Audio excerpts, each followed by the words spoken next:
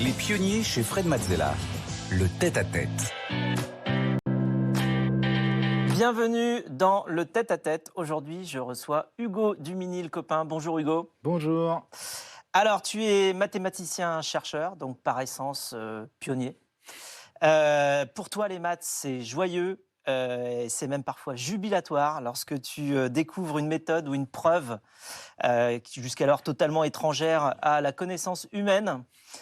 Tu es professeur à l'Université de Genève et à l'IHES, donc l'Institut des hautes études scientifiques de Paris-Saclay. Tu as reçu la médaille Fields en 2022, la plus prestigieuse des distinctions en mathématiques. Tu t'es spécialisé en probabilité que tu utilises pour étudier les changements brusques de la matière. On verra ce que ça veut dire, tu nous en parleras. Alors, tu connais le principe de l'émission. On est là pour explorer ton esprit pionnier, explorer tes émotions, tes ressentis, tes apprentissages sur ton parcours exceptionnel. On va explorer tout ce qui se passe. On aura quelques interventions de Stéphanie qui viendra illustrer ton parcours. Et on va essayer de se mettre à ta place, on va essayer de comprendre comment fonctionne ton cerveau, figure-toi. Parfait. Rien que ça. Donc c'est parti. Tu es né en 1985 à Châtenay-Malabry. Tu as grandi dans l'Essonne. Est-ce que tu peux nous décrire brièvement ton enfance, le milieu dans lequel tu as grandi ? Une enfance joyeuse, donc une maman danseuse puis institutrice, un papa prof de sport, donc pas destiné à faire des maths dès sa plus jeune enfance. Je faisais plutôt, j'étais un peu un touche-à-tout, j'adorais le sport, un petit frère avec qui on faisait beaucoup de sport, voilà. Une enfance heureuse. Et donc en vallée de Chevreuse, aux Ulysses au départ, donc dans une ville dynamique, on va dire. Puis après, plus vers Bures-sur-Yvette, je suis descendu dans la vallée et je suis allé au lycée après à Paris. Donc la découverte du grand monde et de Paris. Bures-sur-Yvette, où tu reviendras plus tard, on en parlera tout à l'heure. Oui, tout à fait. Alors, et donc, bon, évidemment, pas directement de maths dans ce contexte familial ou d'éducation. Alors, comment c'est venu Alors, j'ai toujours aimé les maths, mais vraiment pas plus que je voulais devenir handballeur quand j'étais collégien. Quand je vois mon physique aujourd'hui, je me dis que j'ai fait le bon choix. Mais astronome, pompier, j'ai tout fait, sauf mathématicien. En fait, je n'avais même pas d'idée qu'on pouvait être mathématicien ou mathématicienne. Et c'est en première, en fait, où j'ai eu un échec énorme. Je me suis retrouvé avant-dernier de ma classe au premier examen de maths. Et à ce moment-là, en fait, j'ai eu un déclic. Je me suis rendu compte que très clairement, le logiciel que j'utilisais pour apprendre, ce n'était pas le bon en maths. Et qu'il fallait que je change ma technique. Et je me suis dit, je vais me focaliser sur ce que je ne comprends pas plutôt que ce que je comprends. Et là, il y a un truc... parce que tu avais changé d'école ou peut-être... Ouais, j'étais à Louis-Grand, c'est une classe spéciale, donc il y avait aussi des choses qui expliquaient, mais c'est devenu quand même, c'est arrivé de façon totalement inattendue. Enfin, tu ne t'attendais pas à être avant-dernier. Non, ça m'était jamais arrivé en maths ou dans quelconque discipline à part l'anglais. Mais et donc j'arrive et là je me dis focalisons-nous sur ce qu'on comprend pas. Et là, il y a un truc que les maths ont révélé que je ne ressentais pas dans les autres matières, c'est qu'en fait, en maths, j'aimais bien galérer en quelque sorte, à essayer de comprendre, à essayer de changer mon intuition, etc., sur tel ou tel problème, sur telle ou telle question. Et ça a créé, quand il y a eu le déclic qui se crée et que finalement je comprenais, ça crée un sentiment beaucoup plus fort que dans les autres matières, même que dans le sport, qui était jusque-là vraiment la chose que j'aimais le plus. Et donc c'est à ce moment-là que j'ai eu le déclic, j'ai dit j'adore les maths et je veux faire des maths. En 2003, tu entres en classe préparatoire, toujours à Louis-Grand. Ton prof de maths s'appelle Yves Duval. Et il te marque beaucoup. Oui, parce que Yves, c'était vraiment une personne qui acceptait d'exprimer ses émotions quand il faisait des maths. On a parfois tendance, même dans l'esprit collectif, on oppose rationalisme à les gens qui sont rationnels aux gens qui sont émotifs. Or, ce n'est pas le cas. Les mathématiciens sont très émotifs aussi. Et cette personne m'a vraiment montré que c'était cohérent et qu'il n'y avait aucun souci. Et donc moi, ça m'a libéré parce que j'étais quelqu'un qui ressentait beaucoup d'émotions quand je faisais des mathématiques. Ouais. Et donc de voir mon enseignant, qui est quand même le modèle qu'on a envie de suivre, avoir ses émotions quand il nous enseignait ses maths, parfois même la colère, hein, pas que des émotions positives. Ça peut être de la frustration, de la. Et tu de la parles alors colère. du coup quand tu résous un problème de maths Ah oui, moi je parle, et puis alors c'est très dépendant de mon humeur, ça impacte énormément mon humeur. Et au contraire, il faut jouer justement dans ces moments où on a la niaque, ces moments où on est peut-être un peu heureux, presque béat, etc. Savoir gérer ça pour influer sur la créativité en fait. Donc pour toi, raisonner, c'est le plaisir de jouer avec son cerveau. Alors tu entres ensuite à Normal Sup, rue d'Ulm, tu découvres que c'est le domaine des probabilités qui t'attire le plus. Et de nouveau, étonnamment, c'est venu d'une difficulté première. En fait, au début, il y a l'un des premiers concepts qu'on vous apprend quand on parle de probabilité. C'est pas évident qu'on puisse faire comme ça, étudier le hasard, parce que le hasard, c'est en général exactement ce qu'on ne peut pas prédire, ce qui est désordonné, etc. Mais donc, il y a toute une théorie du hasard. Et le premier concept qu'on vous apprend quand on vous enseigne la théorie des probabilités, c'est un concept qui semble pas très intéressant. Enfin, moi, la première fois que je l'ai vu, j'étais là, mais pourquoi on me parle de ça? C'est quelque chose que j'ai vu 1000 fois sous une autre forme. Et pendant 2 mois et demi, j'ai rien compris à ce concept. Mais il y a un moment où où j'ai eu le déclic et là, j'ai fait: «Ah non, mais c'est Le concept, génial!» c'est C'est le concept de variable aléatoire, ça s'appelle. Et en fait, moi, je voyais juste une fonction. C'est une fonction, une variable aléatoire. Je ne comprenais pas. Je disais: «Ah, mais moi, les fonctions, on m'en parle depuis des années. Pourquoi on nomme ça différemment?» Et en fait, il y avait un petit twist. Et quand j'ai compris ce twist, j'ai fait: «Ah non, mais j'adore cette discipline.» Et de nouveau, j'ai foncé dans cette direction. Tu poursuis donc en master de probabilité et statistique à l'université Paris-Saclay. Puis en 2007, tu tentes l'agrégation de mathématiques de l'ENS, Normal Sup. Donc, comment ça s'est passé? Alors, donc oui, ça s'est très bien passé. Enfin, c'était assez surprenant comme événement parce que j'avais même quasiment oublié que je devais la passer la veille des écrits. Mon meilleur ami me dit: «Bon, ben, on se voit demain matin à Arcueil-Cachan, là, au centre des examens.» Je fais: «Comment ça, on se voit demain matin?» «Ben oui, pour les écrits de la grecque.» «Ah, oh mince!» Et donc, du coup, j'étais pas préparé pour l'écrit. J'y suis allé, du coup, un peu fleur bleue. Derrière, ça m'a donné une énergie folle pour préparer l'oral. Et en fait, ça s'est extrêmement bien passé. J'ai fini deuxième. Je m'attendais pas du tout. En fait, personne ne s'attendait à ce que je finisse deuxième.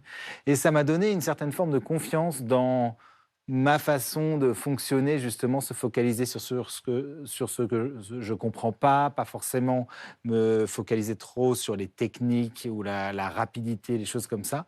Parce que jusque-là, je pensais que ce serait un frein énorme, en fait, dans la vie d'un Oui, parce chercheur. que en fait, chacun a son raisonnement, quoi. Toi, tu as ta manière de faire, Exactement. d'autres ont leur manière de faire. Et toi, quelque part, tu te disais, bah, ma manière à moi, elle est moins bien que d'autres. Bah, je Ou me disais qu'elle elle était marche moins pas bien aussi bien. parce qu'il y a des manières hyper intimidantes. Moi, je me rappelle de mes collègues masculins, féminins à l'ENS. Ils étaient mais d'une rapidité, par exemple, et d'une précision. Et moi, je suis quelqu'un de très imprécis. Quand je fais des maths, je fais énormément de petites fautes. Et quand je voyais ces gens qui avaient cette capacité incroyable, je me disais, bon, bah, en fait, non, je ne pourrais pas devenir mathématicien. Ça n'a pas de sens d'essayer d'être en compétition avec des gens comme ça. Mais la grecque, finalement, m'a montré que bah, cette façon un peu différente, oui, il y a des petites erreurs, mais il y a peut-être des visions un peu différentes de tel et tel concept, que c'était valorisé. Et donc ça m'a donné envie de vraiment dire, allez, donc on essaye d'aller dans la recherche.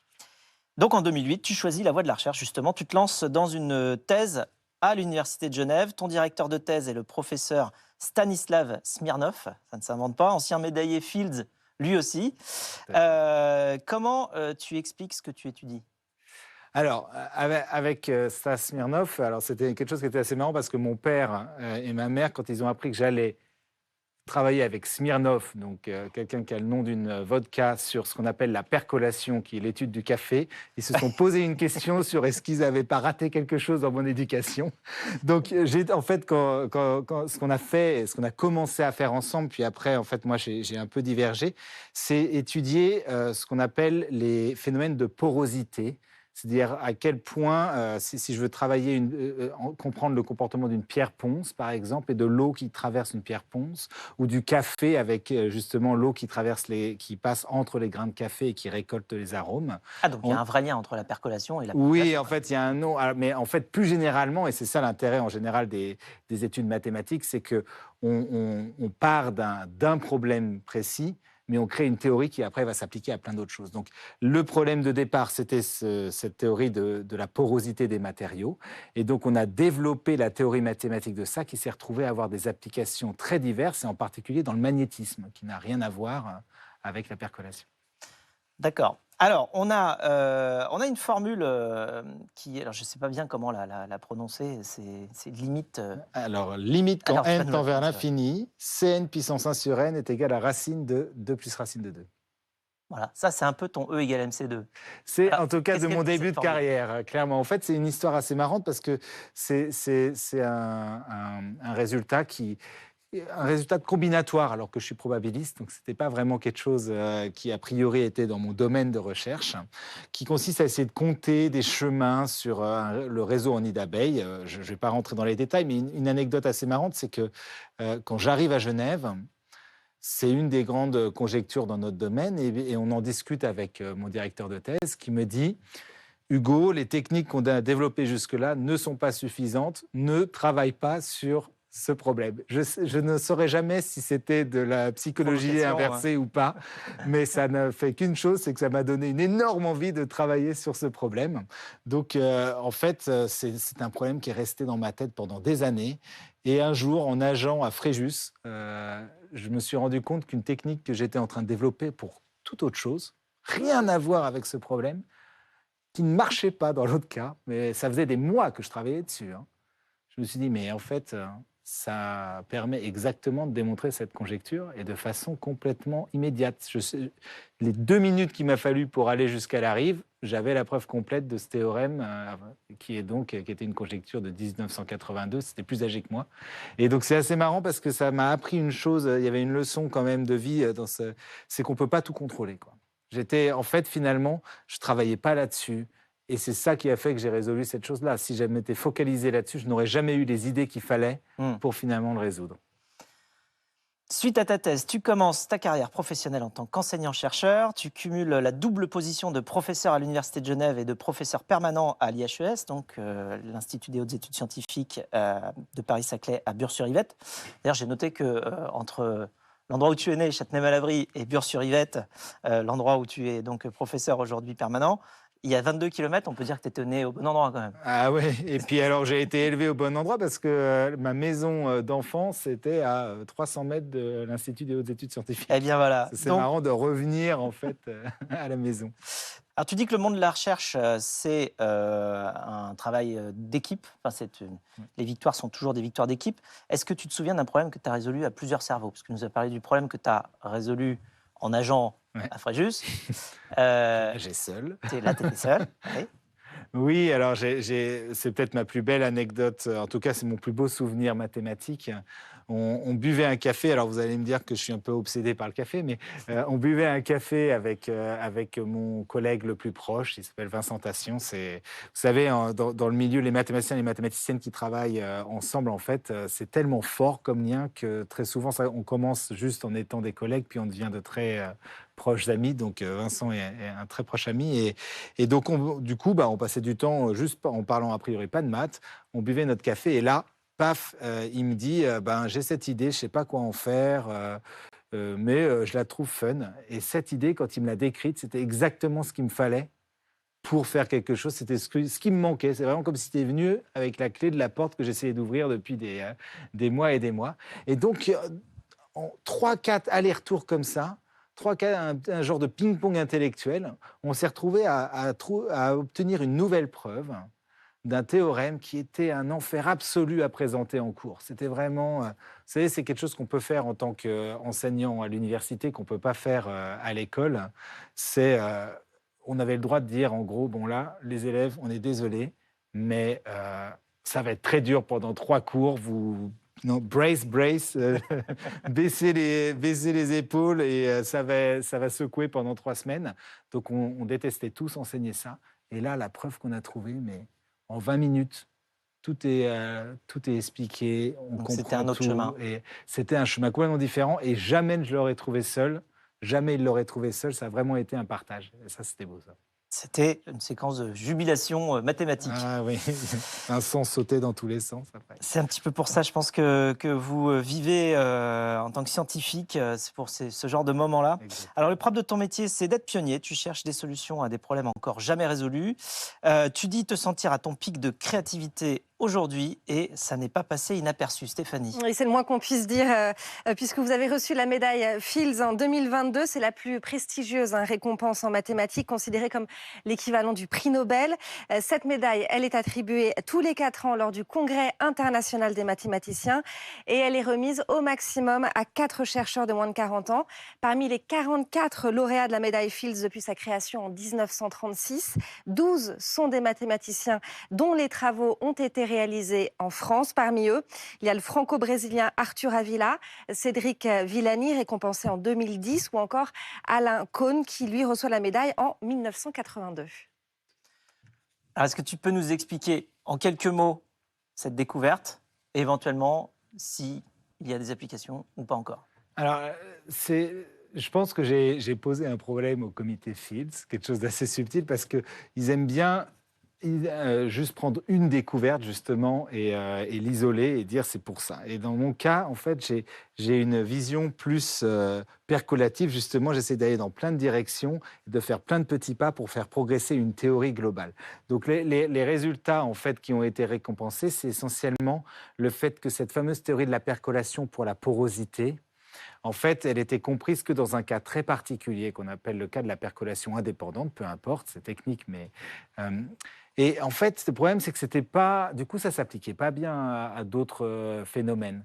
Donc moi, ce que j'ai fait, c'est que j'ai voulu développer une théorie plus générale de la percolation. Et c'est ce que j'ai fait tout le long de ma carrière. Donc en fait, ce n'est pas un résultat qui est sorti du lot, c'est un ensemble de résultats qui ont développé cette théorie générale qui a du coup plein d'applications en physique théorique. Parce que si on parle, tu me demandais quelles sont les applications, j'imagine que tu as en tête plutôt des applications technologiques ou des choses comme ça. La vision que j'ai des sciences, c'est que on est des mathématiciens, des mathématiciennes et on travaille en groupe en quelque sorte, non seulement sur chaque projet, mais aussi il y a une espèce de relais entre les différents mathématiciens et mathématiciennes, dans le sens que moi, mes motivations, elles sont purement esthétiques. Je n'ai jamais en tête les applications. Ouais, pas encore. C'est pas ce qui m'inspire. Donc, c'est pour ça que j'essaye de ne pas les avoir. L'inspiration aujourd'hui? Je les trouve justement à travers le fait que j'ai cette idée naïve que si j'ai une idée qui est jolie, c'est que probablement c'est comme ça que ça se passe dans la nature. Alors, il y a aussi tous les différents chemins avec lesquels tu peux arriver justement à ces recherches-là. Et ce que tu mets en avant aussi, c'est le fait que avoir justement d'autres activités et savoir prendre du recul par rapport justement à son sujet, ça permet de revenir souvent sur le même sujet avec d'autres angles. C'est ça qui te permet de trouver des chemins, des raccourcis. Pour moi, quand j'étais plus jeune, particulièrement en thèse, j'avais tendance à vraiment faire énormément de mathématiques. J'avais du mal à déconnecter parce que c'est aussi une passion. Donc les métiers passion, on sait bien comment ça se passe. On a du mal à déconnecter. Et en fait, avec les années, je me suis rendu compte que la déconnexion m'apportait énormément parce que quand on déconnecte, on revient, mais on revient sur l'objet d'un angle différent. Et ça s'est renforcé, bien sûr, avec la naissance de ma fille. Et voilà, alors ça, c'est mon chien. Voilà, par exemple, ça occupe. Je peux vous dire que quand on promène le chien, on ne peut pas penser à 100%, quand il fait 55 kilos, aux maths. Il faut être focalisé aussi sur lui. Et en fait, finalement, ces états où on se déconnecte, on reconnecte, où on est connecté, mais que partiellement, et en fait, ça a plutôt boosté ma créativité, je dirais, que bloqué. Donc, le temps a été remplacé par moins de temps, mais un temps qui est bien meilleur. On va faire profiter un petit peu les auditeurs des pionniers de tes talents de vulgarisateur. On va parler un peu de maths, mais avant cela, on va commencer par un petit état des lieux des maths en France, Stéphanie. Oui, et c'est pas glorieux si la France a toujours eu de grands mathématiciens, 12 médaillés Fields, deuxième nation derrière les États-Unis. En la matière, on obtient les pires résultats dans les classements internationaux. La dernière enquête Teams, qui évalue les performances en maths des élèves de primaire et collège dans le monde, place la France au dernier rang en Europe et avant-dernier dans les pays de l'OCDE. Aujourd'hui, le niveau moyen en maths des élèves français de 4e quatrièmes est à peu près égal à celui des cinquièmes de l'année 1995. Le nombre d'enseignants-chercheurs a diminué de 20% ces dernières années. Et pour inverser la tendance, le gouvernement a organisé les assises des mathématiques auxquelles vous avez participé. C'était en novembre dernier. L'objectif de ces assises, c'est de bâtir une stratégie à horizon 2030 et faire que les maths participent à la résolution des défis de demain. C'est comme ça que c'était en tout cas vendu par les assises des mathématiques. Alors, Tout à fait. on va essayer de reprendre très rapidement les bases. En quelques mots, les maths, c'est quoi pour toi? Les maths, pour moi, alors ça c'est une question compliquée. Ah, il va falloir faire. À chaque fois, je me dis, il faudrait que je réfléchisse à ça pour avoir. Non, les mathématiques, c'est en quelque sorte l'art de faire des liens.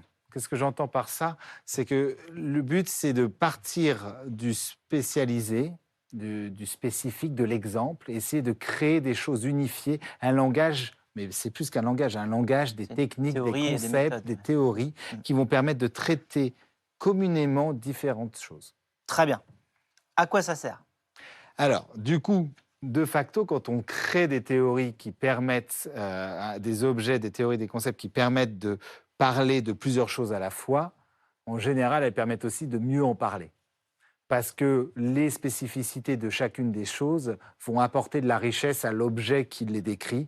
Et donc, on peut, à partir de là, Mieux se comprendre, en fait. quelque on part. peut se comprendre et on peut surtout comprendre plus loin. C'est-à-dire qu'au début, on développe ces outils pour comprendre telle ou telle chose, mais après, on comprend plus loin. Et quand on comprend plus loin, on peut décrire de nouvelles choses qui se passent, par exemple, dans l'univers.